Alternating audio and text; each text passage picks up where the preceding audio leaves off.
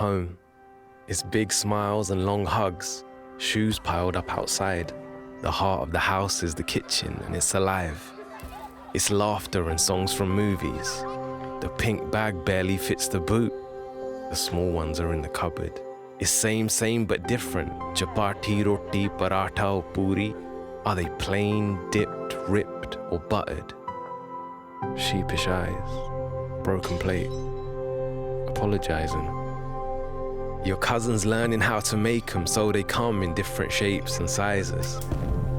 It's fluffing up over the flame. Everybody come and see. The little brothers competing to see who can eat the most. If it's made from mum's hands, it's forever the best. And an elephant never forgets.